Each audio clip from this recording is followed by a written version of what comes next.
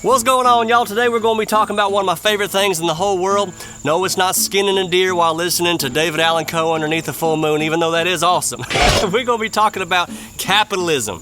Capitalism is just beautiful because it really does describe life, liberty, and the pursuit of happiness. Every dadgum last bit of it. I've talked about my buddy Jimmy Earl before. What's interesting about old Jimmy Earl is, he could sell about 40 deer stands in 3 months. And what he does is, he buys the materials. It costs him about $500 a piece, and he buys them in the summertime and he builds them. And in the fall, he sells those puppies for about $2,000 a piece. He even throws in a sample of his Meemaw's homemade shine to go with it. Great fella. So here's my question to you. If Jimmy Earl can make 40 deer stands in 3 months for a profit of about $1,500 per deer stand, how many socialists cry themselves to sleep over Jimmy Earl's profits because they were too lazy to work for themselves?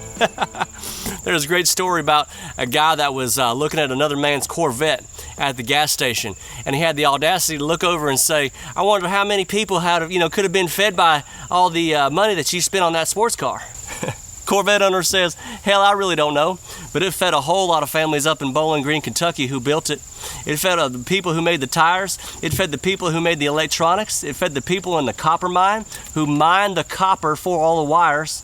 It fed the people up in Decatur, Illinois at Caterpillar who made the trucks that haul the copper.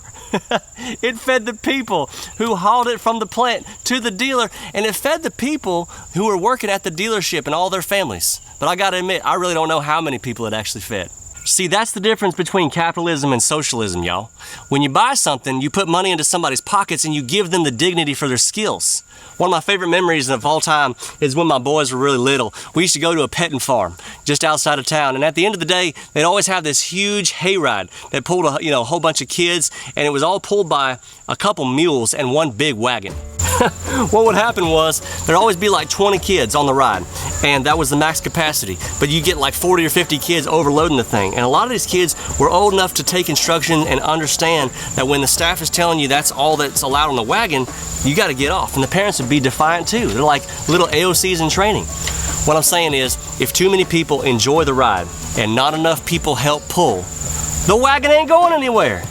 Speaking of AOC, I think that she'd be a whole lot more appreciated in the heartland of America because she has a rare gift. A gift where everything she says, everything that comes out of her mouth is grade A manure. And frankly, the heartland could have used the fertilizer this year. Hell, Bernie Sanders could have gotten a whole lot further in his career if he was just a photogenic New York congresswoman, wouldn't he? If I had $1 for every time socialism worked, I would have $0. Coincidentally, if I didn't work at all, I would still have $0. So sure, there are greedy, rotten, awful capitalists in the world like LeBron James, who makes millions and millions of dollars off of women in sweatshops in China while they're making pennies for all those shoes they're making. But capitalism also offers the greatest advantage of any economic system ever created. It gives the earners a choice to donate that money to help the less fortunate and to help all those Hank Jr. loving patriots. Okay, they don't have to love Hank Jr., but it would sure as hell help me write that check. Fact is, in any society, there's just gonna be a certain minority of people who are either more able, more interested, or more motivated than the rest. That's what Thomas Jefferson referred to as natural aristocracy. Capitalism is the unequal sharing of blessings, but socialism is the equal sharing of misery. I hope I cleared that up for y'all. People that still want socialism after watching this video, you just can't be helped. At least not by this old boy. Y'all are the same people that probably want to save pregnant Ukrainian men from climate change.